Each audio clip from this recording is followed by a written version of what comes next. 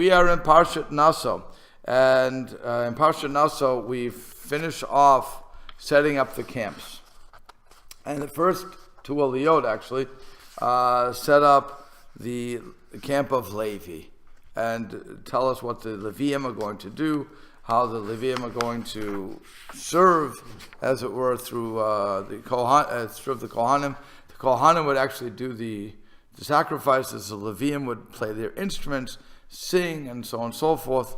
They would be the helpers of the Kohanim. And it sets up the camps and tells us how many people there were to each camp, and so on and so forth. Now we're going to starting at the third aliyah. In the third aliyah, so what we have here is God's going to command the camps, the people of the camp, that when somebody becomes impure, spiritually impure in one manner or another, they have to separate from the camps, because what we've done by setting the camps up is to create a system of holiness within the camps. Okay, so you're going to have camp Kohen, which Levi, Shechina, which is I should say camp Shechina, which is a very holy place, and then you move out camp Levi, and then ultimately to Yisrael, and that is outside of Yisrael, outside of the camps, outside the clouds. So it starts off, Hashem said to Moshe, saying, Tzav bet Epenishal, command Bnei Yisrael, Bishalchu ben HaMachane, and they should send forth from the camp Kol Sarua, any person with Sarat, V'chol Zav, and anybody who has a flow from their privates, V'chol Tameh la Nefesh, and anybody who becomes Tameh to the soul, which means that they're dealing with somebody who died. Okay, so Rashi explains, Sav ben Israel, parsha zu nemar biyom shehukam mishkan. This parsha was said on the day that they set up the Mishkan, the final setting up of the Mishkan. Then it says, he explains, send forth from the camp, shlosh machanot hayu sham b'shad chaniyatan. There were 3 camps in the time that they were encamped. Tocha kalaim, inside of the curtains, that's himachane shechina. That is the camp of Shechina, of the divine presence. Chaniyat halevim saviv, and Leviim camped around there. Kamosha meforish, the parsha midbar Sinai, like it says in the parsha midbar Sinai, he machane levia misham va'ad sof machane hadagalim, and from there until the end of the camp of where the flags were set up, the whole arba ruchot, 4 directions. That was Machane Yisrael. That was known as Machane, the camp of Israel. Hatzarua, so now let's go through it. Hatzarua, Nishtalech, Chutz L'chulan. The one who has Sarua, who has Saras, he got it. And why does a person get Saras? Why does he get this disease called Saras, which people mistranslate as leprosy? Why are they getting it? Lashon Hara. So when they speak Lashon Hara, they deserve to be sent out of the entire camp. Now, they're not allowed to be with anybody. That's the point. Because they have to do tshuva. They have to know that you spoke Lashon Hara. You separated people. So we're going to separate you from the camp. So you are Tameh. You are spiritually impure because of what you've done. We send you out from the camp. To all the camps. Hazav, on the other hand, the Zav, a person who has a flow from the private areas, Mutar b'machane Yisrael. He is allowed to come into camp Israel, but Mishulach Minashtaim, but he's sent out from the camp of, he's not allowed to enter Levi, the camp of Levi, or camp Shechina, divine presence. You can't enter that because you're not spiritually there. You're going to defile the camp. But Tamei l'nefesh muta af b'shalaviyah, and somebody who was involved with the Chevra Kaddish or whatever, so he can even go into the camp of Levi, but he cannot go into the camp of Shechina. Okay, so again, you're at a lower level, you have to go to the mikvah, so on and so forth, so he has to do those things before he can come in. So we have a 3-way break.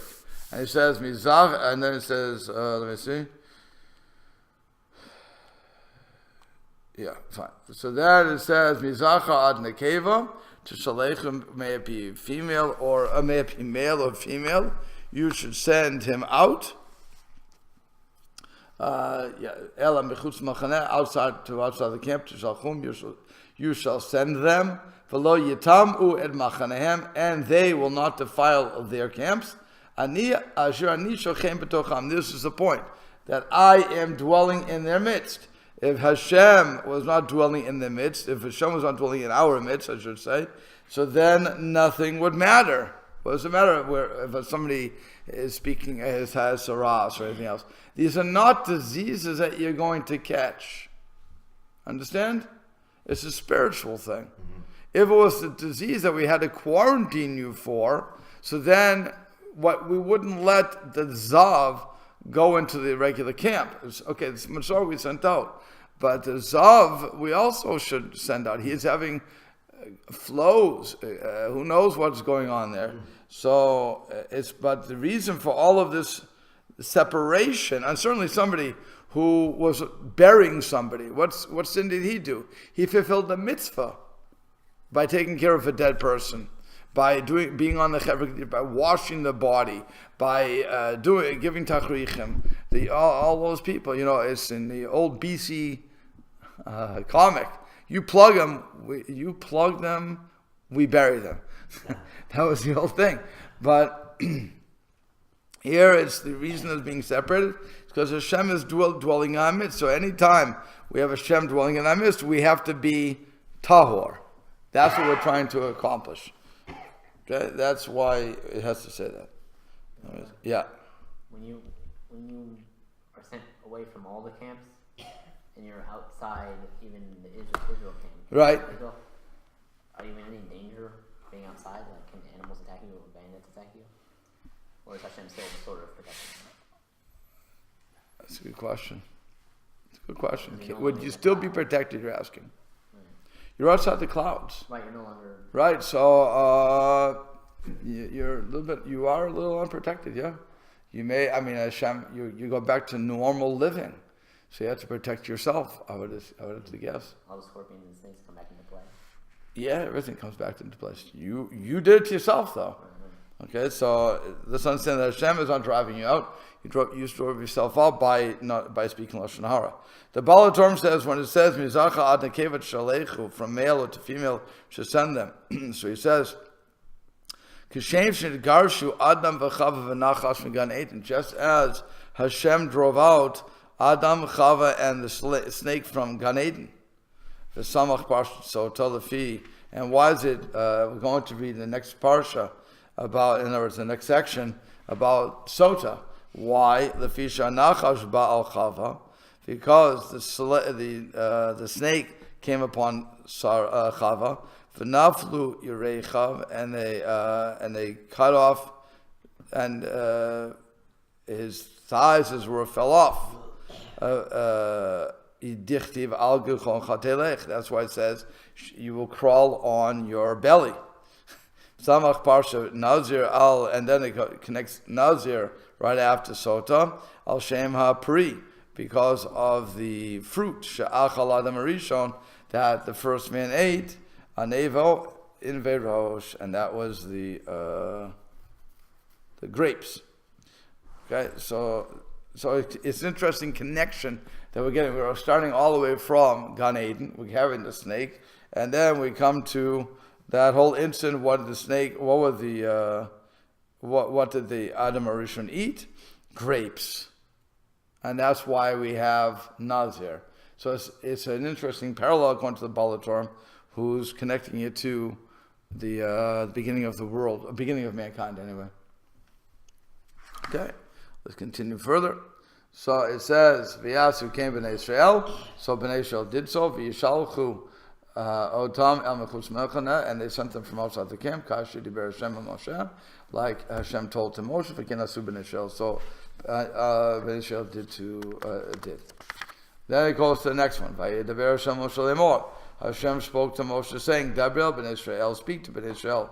Ish o isha, man or woman, kiyasu. When they do any from all the sins of man,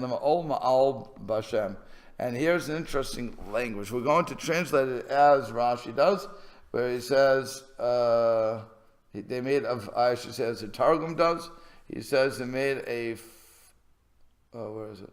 Yeah, they lied. They lied. Now, Me'ilah is also misuse of Kodesh, misuse of holy objects. That's Me'ilah. And so here we're saying, Lima'ol Ma'al Hashem, to, as it were, to lie in an oath before Hashem, Ve'ashma HaNefesh, and they're going to sully, or have a guilt offering, they're going to sully that soul. How does he say it? Let's see how he translates this. He says, commits a treachery toward Hashem. Person shall become guilty, they shall confess their sin that they committed. Okay, fine. So Rashi explains. He says, Hare Chazar v'katav kan. So here he's going back and he's explaining. In parsha Gozel v'nishbal sheker, that the person stole something. Parsha is talking about a person steals and then he swears falsely about that. We learned in part in the Sefer Vayikra that the same language of they caused a treachery to Hashem, and he denied against his friend. That's actually parsha Vayikra. V'nishnei kan, so it's taught a second time here. Bishvil shnei dvarim, for two reasons. Shenchad shuba, that are new, the nuances here. Ha'echad shekatuv vidvadu. The first thing is that he admits it. Lomar she'enu chayev chomesh v'asham al pi edem ad shiyoda b'davar. That a person is not obligated to pay the fine of a chomesh, which is a fifth, 20%, or the asham offering, that the guilt offering they have to bring, unless the witnesses admit it. V'asheni al gazal hagir, and also the second is on the.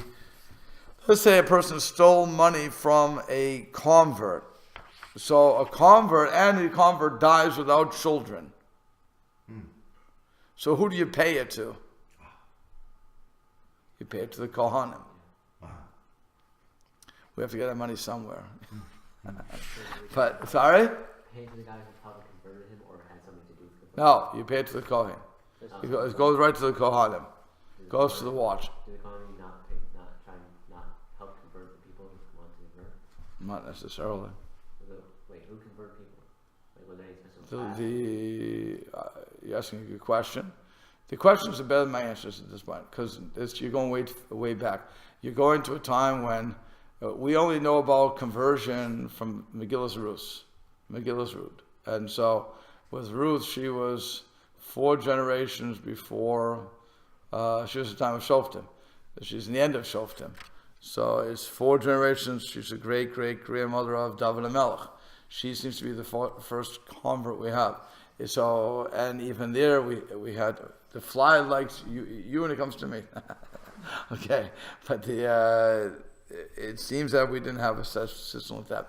I'm guessing all they had to do was go through Mila, like we did today, Mila, and in front of some sort of court. But it's not a guarantee what they had to do. I don't really know. Okay. I'm only guessing what I say this. Okay, then it says Vidvadu echatutam, and they confess their sins. Oh, I'm sorry. So that's right. If they, I said it wrong. I said Rashi wrong. If they confess on their own, that's when they have to bring the fine. If they confess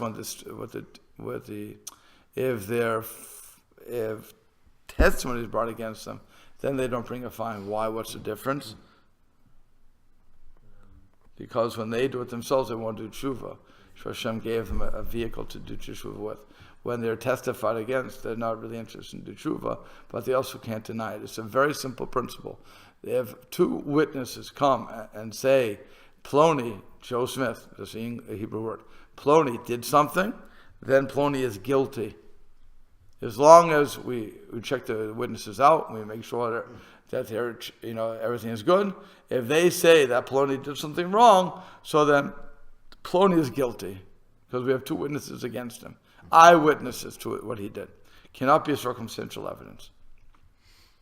So now that's just, that. So if that's the case, there's no room for teshuva. On the other hand, if Ploni decides he stole something or did a false shavua, and then he says, I admit to it, so now he needs teshuva.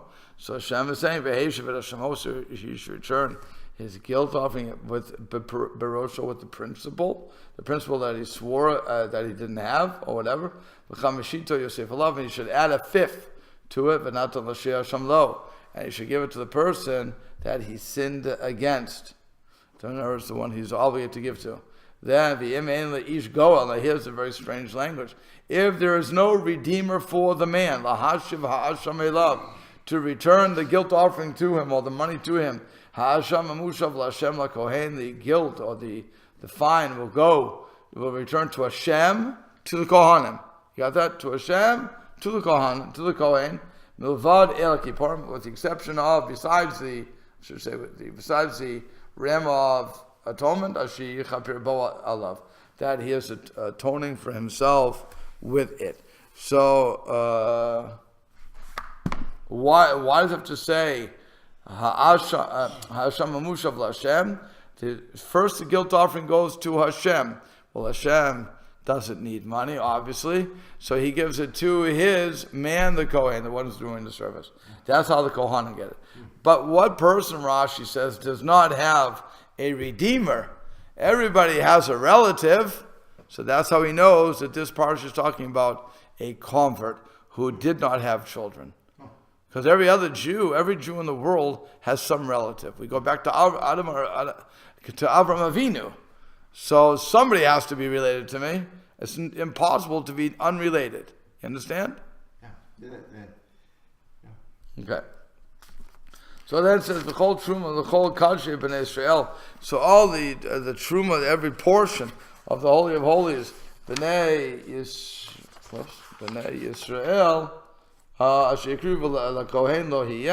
that will be brought to the Kohen, but will belong to him. And again, the man holy shall be his. Okay, what he's given to the Kohen, fine, it'll be his. Now we come to the next section. So that was just setting up that what happens if the people are impure in the camp, and what happens when they lie. If they lie, they can give and they admit to it, they give a fifth. So we have a Torah. Now we come to a very strange part of this parsha. It takes up the majority of the parsha too. We have two things: the Sotah and the Nazir. The Sotah is the suspected wife. She's suspected of committing adultery on her husband. This is after marriage. This cannot be before marriage. In other words, in the old days, remember, you had the engagement, the kedushin. Then you have a year later for a betula, for a virgin, and that would take. Then they would live together, and that would be it. So we're talking about after Nisuin. After Nisuin, she acts inappropriately. We're going to find out. I'm just giving you the background. She acts inappropriately, and the husband gets jealous. The husband warns his wife not to be alone with Ploni, whoever the Ploni is again, and if she's seen going into the seclusion with Ploni, even by one just into seclusion by two witnesses, so then, I think it's two, so then, we'll see in 2 minutes, then she must either she can say, I did it, and she gets divorced without a ketubah, or she says, I didn't do it. Denies all the charges. And so the husband must bring her to the Kohen, wherever, the temple, Yerushalayim Mistama, and in today's day, and then accuse her in front of, to the Kohen, saying, I think my wife acted appropriately. The Kohen will then give her the test of Sotah. If she's proven wrong, in other words, if she actually did do something inappropriate, she had sexual relations with this guy, then she will die. Her stomach will blow up, and her thighs will blow up, and she'll be a mess. I mean, it's over. If she's innocent of this, then it says that if she was having problems having children, she'll now have the children. And so it gives a whole thing of, if she had one child, she'll have another one, a bad child, she'll have a good child, so on and so forth. Then connected to that, I just want to give you the in case we don't get there, then the next to that is the Nazir, the case of Nazir. What's the connection of Nazir? A Nazir is a Nazirite, somebody who refrains from wine or grape products, lets his hair grow long, and doesn't cut their nails. Let's say hair grow long. That's all we're worried about. Let's say hair grow long. Thinking about a different thing. And then, so what's the connection? Because the Nazir saw how the woman acted. And he said, I don't want to do that. So I'm going to refrain from drinking wine, because she fed wine to her paramour. And that's what caused all the problems. So I'm going to declare myself to stay away from wine and all those products. And then I'm going to dedicate myself to Hashem. Minimum amount of time for a Nazir is 30 days. After that, you have to shave off all your hair. You're offering that as a korban along with the other sacrifices that one must bring. If something happens to him, in other words, if he's in a room by accident or whatever, certainly by accident, if he's in a room with a dead person, that kills his Nazirite time, and he has to start again. Do they have to cut their hair completely, or just cut it real short? How did they shave their hair in those days? Because you're not supposed to do that. For religious reasons, it's like anything else. For the religious reason, you have to cut it. Razor? I guess they did. I guess they did. Megalech, that says they have to shave. It's like everything else. In normal situations, we cannot do something. But, for instance, I'll give you an example. We are not allowed to marry our sister-in-law. The only exception is Chas v'Shalom, the brother who dies without children. Then we have a mitzvah to marry the sister-in-law. Okay? A mourner is not allowed to cut their hair or their beard. If you're a Kohen doing the service, then you're not allowed to be an owner. You're not allowed to do that. You're not allowed to cut your hair. If you're a Kohen giving service in the temple, then you wouldn't be allowed. If you were a mourner. A Kohen Gadol. If he was a mourner. Correct. If somebody died. So if his parents died, something like that died. So even though he's not allowed to mourn, if he's in the middle of the service, he's not allowed to do anything. He can't go to the funeral. You're not allowed, a Kohen can't defile himself to funerals unless it's one of the 7 relatives. So then he has the mitzvah to do it. So you're not allowed to wear wool and linen together unless it's tzitzis with your talis. That's another example. In other words, there are rules, but there is exceptions to those rules. So and why are there exceptions? Because Hashem said there would be those exceptions. By the way, a Kohen Gadol, he cannot defile himself to bury his parents. But Chas v'Shalom, there is somebody who died and nobody's there to take care of him. The Kohen Gadol must take care of him. So even the Kohen Gadol doesn't get out of it. That's what I'm saying. So here, if you have this mitzvah is, you chose to become a Nazir. Therefore, you must fulfill all the rules of a Nazir. You have to, your hair is a korban to Hashem. So then you have to use a razor to get it off. So, yeah. Sorry? I can't hear you. Okay. So you understand? That's what's going on.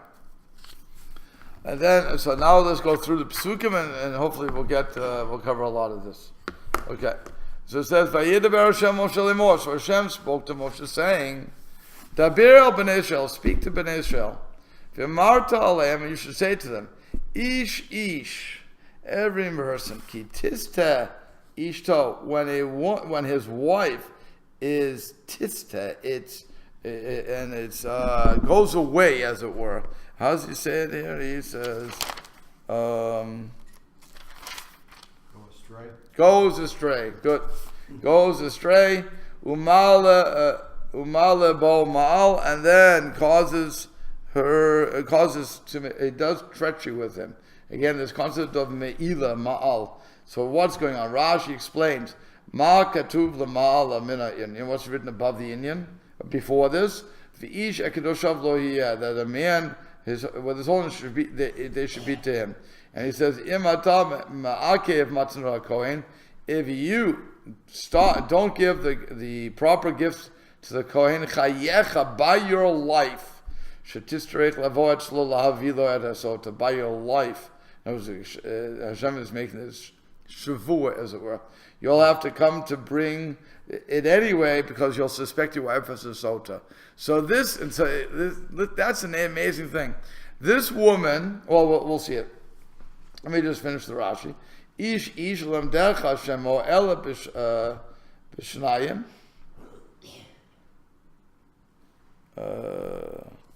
What is this here?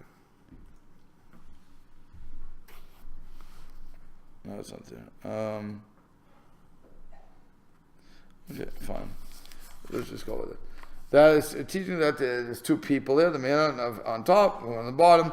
Kitista ishto shana rabotenu. A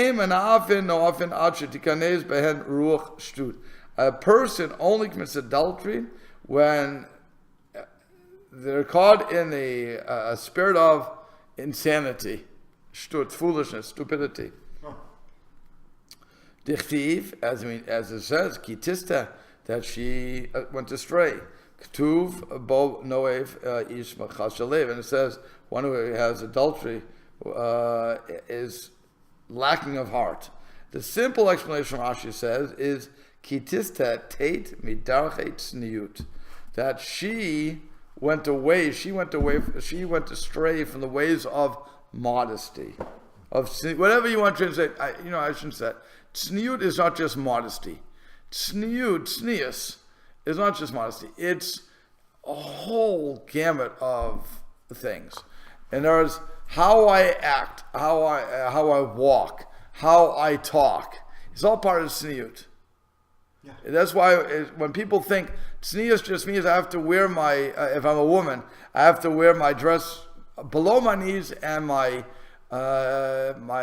sleeves has to go below my elbow, and you can't see my neck bone, it has to go up to here. Fine.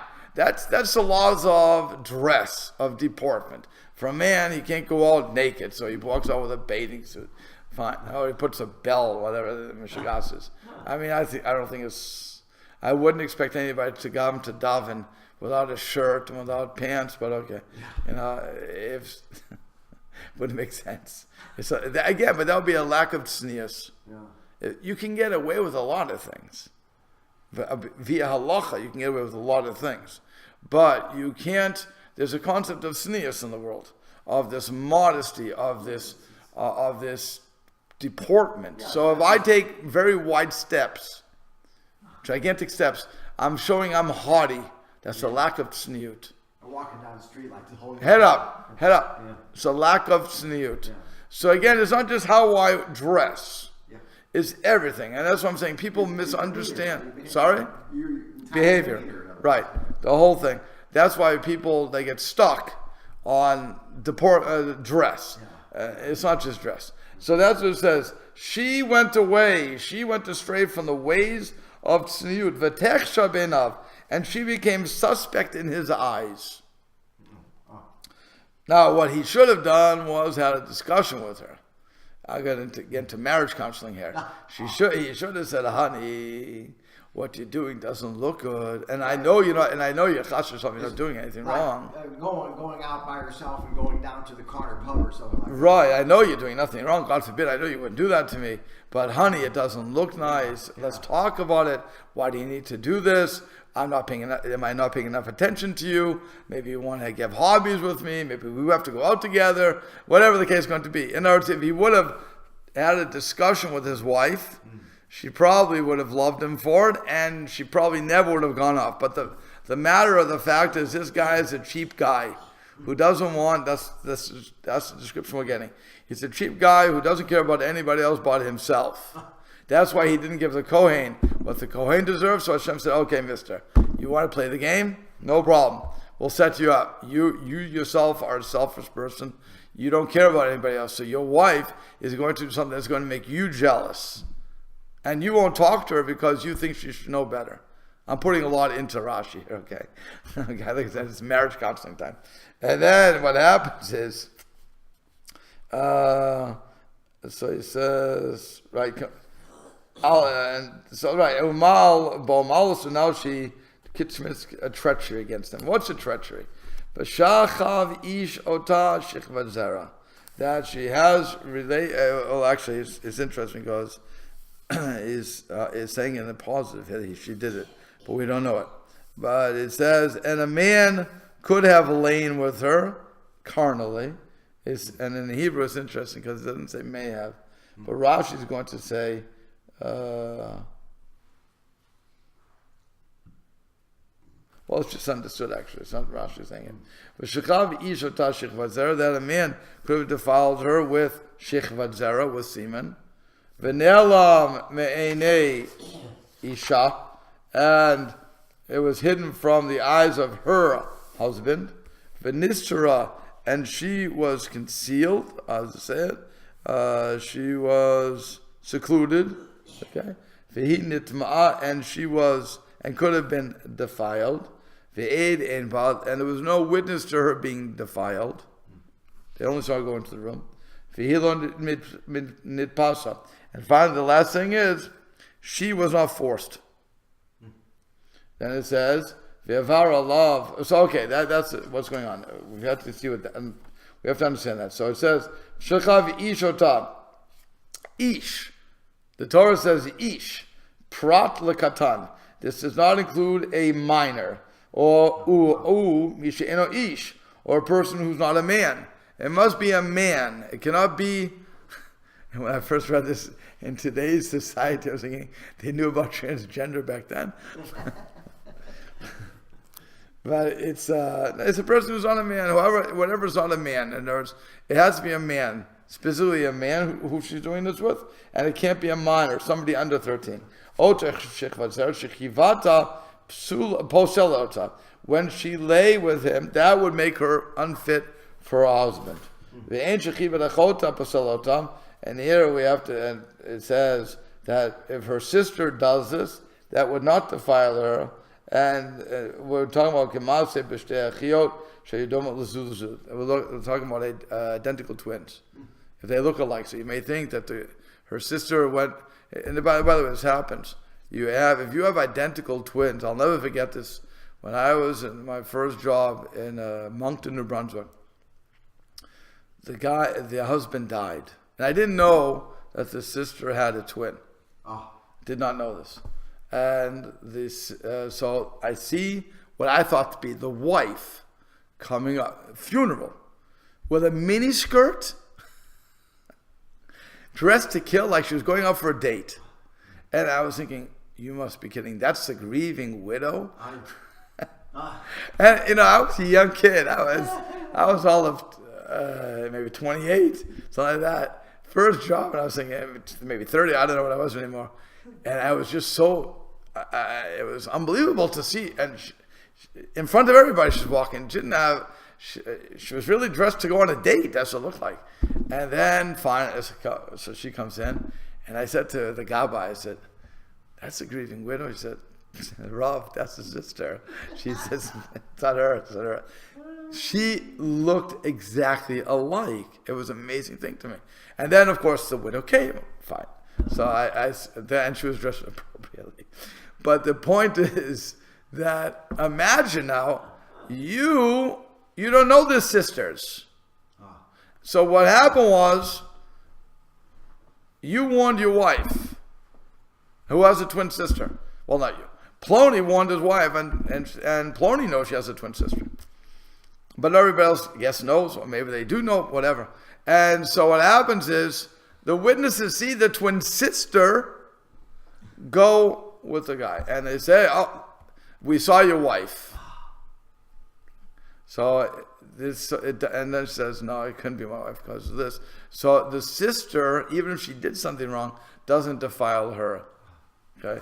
That's what we must be talking about, a twin sister. Otherwise, it wouldn't make sense. Because otherwise, what do we care about another sister? Okay, so Ne'elam Einei Isha, and it was hidden from his eyes. And again, there's Prat L'Suma. If the guy is blind, you can't say, then he could not do this test of Sotah. He couldn't do it. So exclude that. Now, if he saw it and he hid his eyes from it, he ignored it, so then again, the test would not work. Okay? Nisra, and then she was concealed with him, and he says, how long does she have to be concealed with him? In other words, if she would come into this building, and then she walks in with him and walks out within 3 seconds, does that mean she has to test the Sotah? The answer is no. The only time she has to take the test of Sotah if she was with him long enough to engage in sexual relations. Now, how long will that be? It could be, the Gemara says, enough time to walk around the decal tree.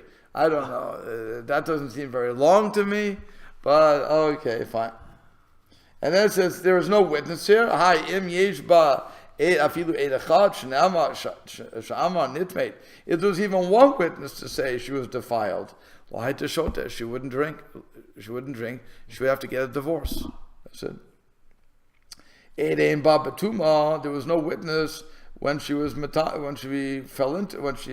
came unclean of al yesh edem listir, but there were witnesses. He has to do it in front of witnesses to say you cannot go with so and so, and then she wasn't raped. That was the other thing. Now, why? By the way, I don't know if I said this first. Why did Hashem make this test of Sotah up? Why would this woman have to go through this horrible ordeal? She has to drink. Let's understand what the Sotah drink is. The Sotah drink is water with ink and dirt. I would think it might be similar to the classic question is asked is why are all these horrific capital punishments in there? And we're told they were extremely rarely carried out. No, but that's fine. On the punishments, I understand. That she knows that this Sotah drink is going to be so bad, maybe that would keep people from wanting to go astray like that. That's certainly a deterrent is true. But why would, remember, if she is cleaned of this, then she's going to have children, so on and so forth. So the question is, why is Hashem making this test? This test is miraculous. Again, you guys, we eat dirt all the time. We do, regardless of what we like to admit it, we're eating dirt. Ink was cooked up. Is some roots and stuff, something else. You're making a ink came from like certain shellfish and stuff like that. It could, maybe some does. You can make ink from the ink sacs of a shellfish or a squid. You can also make ink of boiling down vegetables and stuff. All right. So this was, I don't think it was shellfish. This was stuff you're going to cook. When I was in The dyes that they use. Yeah. I was once in Muncie and I saw the guy cooking it down. He was cooking stuff down. And vegetable thing? I don't know what he was cooking. It was cooking. Yeah, it had to be something like that because he's cooking his pots. He didn't start drinking it. But again, if I take some ink, and how many of us, when we were in school, did you put the pen in your mouth? Yeah. You did. We did it. Okay. So we didn't die from it. And then you're mixing it with water. Now you're dissolving the ink. You already used it. You roll out the scroll and you're putting it in, you're dissolving everything. Like I said, you put a little dirt in. It's not going to kill you. It's not going to blow your stomach up. It's not going to do a lot of things. You may get diarrhea. You may get a bad infection. I'm not going to argue one with another, but you're not going to die from it. And you're certainly not going to have good children from it. Okay, that's pretty clear. So then Hashem, so why does Hashem do this? So the Chazal explain, the rabbis explain, that this was a test to ensure the purity, to ensure the marriage, the purity of the marriage. Because, okay, the woman's doing something inappropriate. She's acting, like for the guy, a little inappropriate. Fine. So he gives her a warning. And she, like every good person, when you warn somebody not to be with them, they say, who gives you the right to tell me I should be with them? Okay, fine. So she goes with that person. But she said, I didn't do anything. But already you have a breakdown of marriage here because he was jealous of you to begin with. So what Hashem is saying is, I'm going to give you a way to ensure that your wife, and you really love your wife, and your wife really loves you. Normally, this is a last-ditch effort. Again, you weren't talking with your wife. If you do it, you wouldn't have given this warning. Let's understand that. If you would have had good communication skills, this test never would have come into the to be, because you would have talked with your wife and said, "What's going on?" But you didn't. So now Hashem wants to give us a way to ensure that that there has been no infidelity in the marriage. So it's again for the peace and harmony of the family. And the fact that the woman's willing to undergo this ordeal is proof that she doesn't want to get rid of the husband. Because if she did, all she would have to say is, you're right, give me a divorce. Leave me alone. Even if she wants to get rid of it, I'm not interested. You don't trust me, give me the divorce. Period. Okay, so you would argue, if anybody's listening, they're going to argue, it was for monetary business that she wanted to do it. So I would argue, no, nobody wants to die over $20 or $50 or $100,000. Nobody's going to die for that. They'll get married to somebody else. Big deal. Maybe they'll marry the paramour. I don't think there would be such a problem. But who knows? That's, like I said, I'm sure that would be what people argue against me.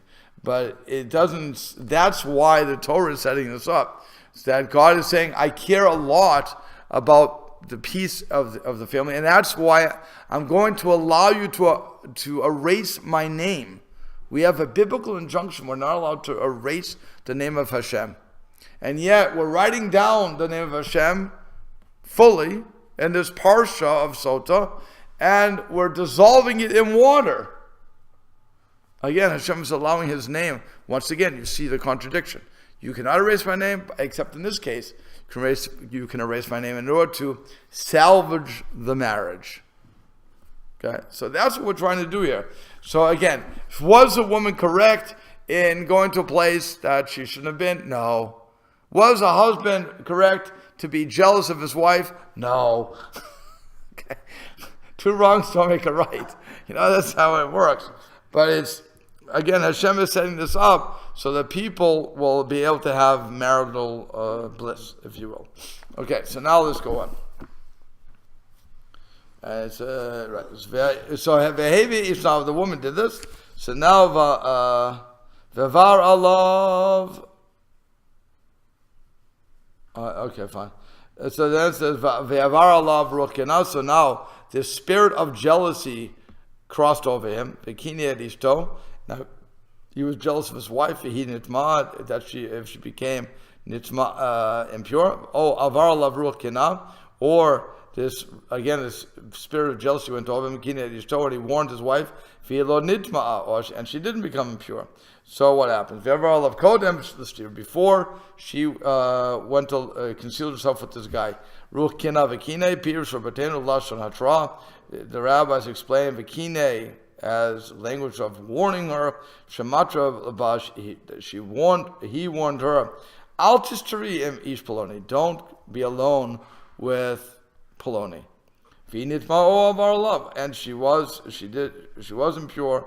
And then, or it went over him. So it says, "V'hu hatraba ve'avra al hatrato." He warned her, and she transgressed his warning. Ve'en yudua, but we don't know if she was impure or not. So what happened? So he has to via korbana. He has to aleha. He has to bring her korban for her. And what's the korban? Asir de'efa kemech sa'orim. A tenth of an ephah of barley flour. Why barley flour? And specifically, shelo yehi misolet, that it shouldn't be from fine flour. Why? So Rashi explains, he asta maase behema, she acted like an animal, for korbana machal behema. So her korban should be the food of an animal. Barley, not fine flour. Okay? It's very embarrassing. all this is not. This is what you were saying.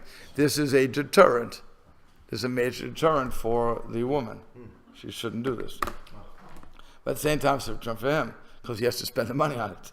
Okay. And so it says, "V'lo yitain alav levon." You shouldn't put frankincense on it. Ki mincha kena'otu, because it's the offering of jealousy. Mincha zikaron masker davon.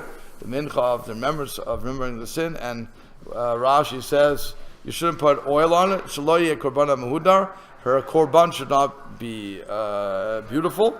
Why? Because she did it in dark, and shemen is called light. And he should put frankincense because the matriarchs were called Levona, and she's not acting. She's separating from their ways, not acting appropriately, and that's why they're doing this. So we're not getting any further, but it's an interesting section. I invite everybody to keep going through with it.